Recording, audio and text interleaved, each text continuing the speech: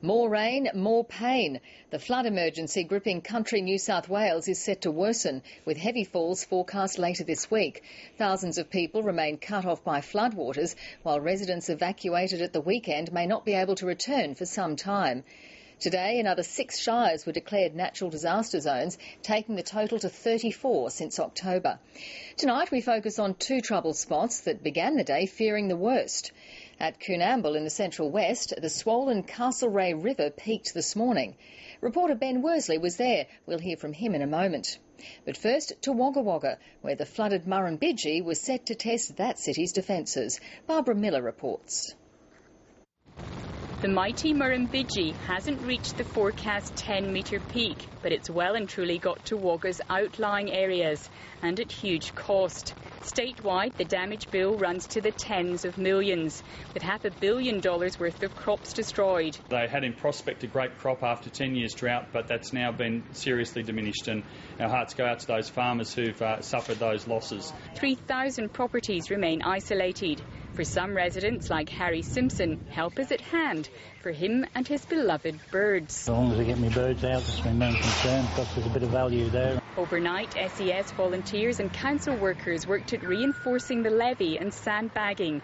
And today their efforts weren't overlooked by the Premier, who flew in to assess the damage. It's quite humbling to witness what nature can do to a town, to property, and to people's livelihoods. 6 more shires, including Wagga, have been declared natural disaster areas. That natural disaster declaration allows additional assistance to flow as we start to recover from the floods.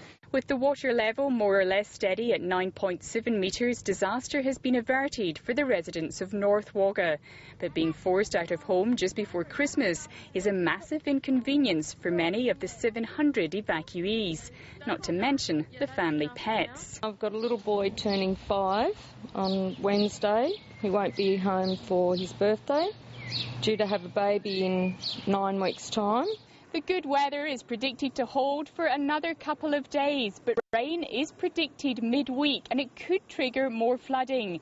That means evacuees may have to sit tight for some time yet. The reprieve for Wagga may be short-lived. Barbara Miller, ABC News, Wagga Wagga. And Barbara Miller is with me now. Barbara, we've heard about Wagga Wagga. Are there any communities downstream that are under threat? Yes, the SES is warning, Juanita, that communities west of here, like Narendra, Darlington Point, Hay, that they will experience flooding. Now, in some cases, that will come through in a couple of days, but in some cases, in those communities far west, it will take a couple of weeks before these waters reach them. Now, people there are being told to prepare, in particular people in outlying areas being told to stock up in case their properties become isolated. But as far as Wagga is concerned, we don't know how much rain is coming later in the week, and the whole catchment is saturated, so we're certainly not out of the danger zone yet. And what sort of advice is being given to people who are already cut off by the floodwaters? Well, the advice we're hearing again and again is do not enter these waters. The SES says it's undertaken more than 60 flood rescues, and many of these have been people who have driven into the floodwaters.